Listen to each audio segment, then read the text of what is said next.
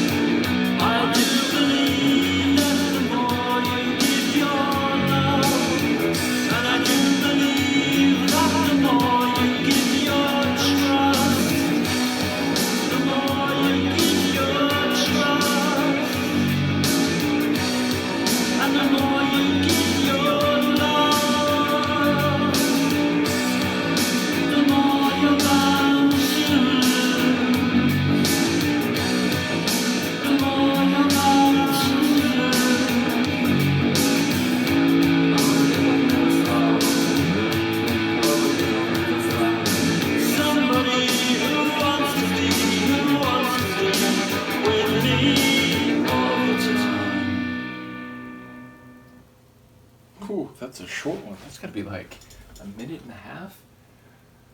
Just under 2 minutes, but yes, definitely a shorter one. The bass was really standing out. It was very grinding and pulsing and a bit wicked, and at the end there was that guitar effect, which I think is notably on some Smiths tunes. I think of How Soon Is Now. But yes, okay, so what was it? This always happens. I get to the end and then I forget a line because I'm thinking about the Sonics. But okay, the fundamental lines that I remember of, like, the more you give your love, the more you give your trust, the more you're bound to lose. I feel like there's no more succinctly Morrissey-type lyrics than that. But there was another element that I think I caught. Oh, like someone working in the murkiness. What was it?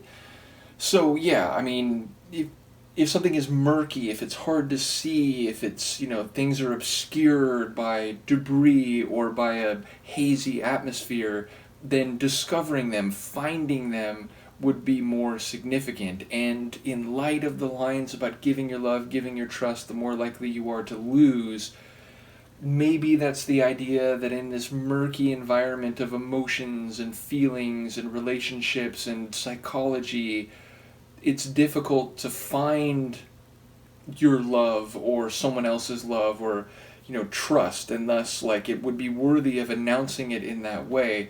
But yeah, I don't know if that's really what's happening here. But it does seem like that expression, the more you give your love, the more you give your trust, the more likely you are to lose. Surely that's like the cornerstone of whatever is happening here narratively, which it doesn't feel like a full story. It feels more like a psychological scene setting, or like he's giving his opinions on principles of emotions as they relate to human affairs, based maybe on his own experience. So there's perhaps like an implied previous narrative, but that's led him to make these descriptive statements about the nature of love and human interaction. So either way, I enjoy the sort of raw intensity.